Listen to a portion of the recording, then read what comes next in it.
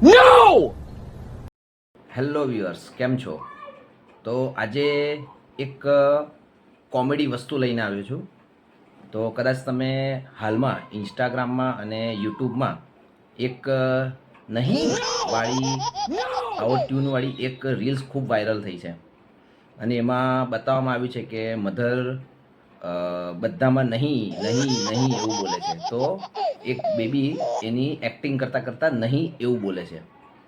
તો એમાં એક વસ્તુ વિચારવા જેવી છે કે એ બાળક કેટલું ફ્રસ્ટ્રેટ થઈ ગયું હશે કે એને દરેક વાતમાં નહીં, ના, નહીં કર આવા શબ્દ સાંભળવા મળ્યા હશે એને.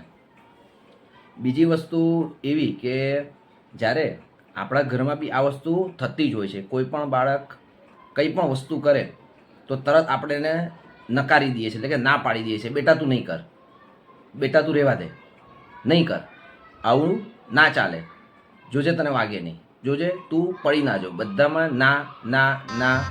મને એમ લાગે છે કે માતાએ ખાસ કરીને પોતાની એક લિસ્ટ બનાવવી જોઈએ. એ આખા દિવસમાં પોતાના બાળકને કેટલી વાર ના ના ના કહીને નેગેટિવ વસ્તુ એના મગજમાં ઘુસાડે છે. તો એક આવી એક નાની ખાલી તમે પ્રેક્ટિકલ કરી જુઓ કે આવું લખીને એકવાર તમે સાંજે વાંચો કે હું કેટલી વાર મારા છોકરાને નહીંનો એને ઉચ્ચારણ કરું છું. હવે આપણે જે વસ્તુ પોઝિટિવ કરાવવાની હોય છે એ આપણે નથી કરાવવાની જગ્યાએ આપણે નહીંની જ વસ્તુ કરીએ છીએ. તું સમજા? હા. નહીં, તું સમજા નહીં. હવે નહીં કહેવાના રિસ્પોન્સમાં તમારા છોકરા ઉપર એની શું અસર પડે છે? સૌથી પહેલાં તો એનો આત્મવિશ્વાસ ભાંગી જાય છે, એના મગજ પર નેગેટિવ અસર પડે છે, એ પોતાની જાતે કંઈ કરી શકતો નથી અને બીજા ઉપર એ ટોટલી ડિપેન્ડન્ટ રહે છે. બીજી વસ્તુ કે તમે જ્યારે વારી ઘડીએ ના પાડો છો ને તો એનું સેલ્ફ ડેવલપમેન્ટ અટકી જાય છે.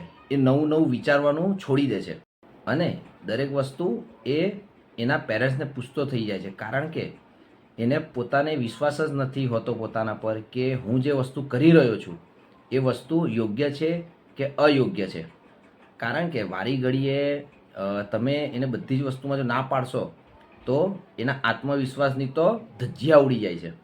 એટલે કે ભવિષ્યમાં બી એ કોઈ વસ્તુનું ડિસિઝન નથી લઈ શકતો. સમજ રહ્યો? સમજ રહ્યો? સમજ રહ્યો ના?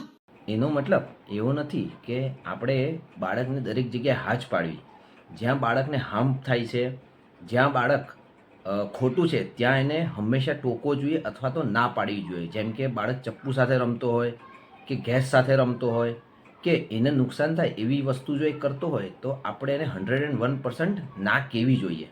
પરંતુ ના ક્યારે કહેવી અને એને નકારી ક્યારે કાઢો એ બે વચ્ચે એક પાતળી રેખા છે. તો પેરેન્ટ્સ આ પાતળી રેખાને જાણી અને એ બાળક સાથે બિહેવિયર કરે તો બાળકનો આત્મવિશ્વાસ પણ વધશે અને બાળકને જે નેગેટિવિટી છે એ પણ દૂર થશે. તો મિત્રો, આપણે ખાસ કરીને એવી ટ્રાય કરીએ કે આપણે આપણા બાળકને પોઝિટિવ સજેશન આપી અને નકારાત્મક સજેશનથી દૂર રાખીએ. Thank you.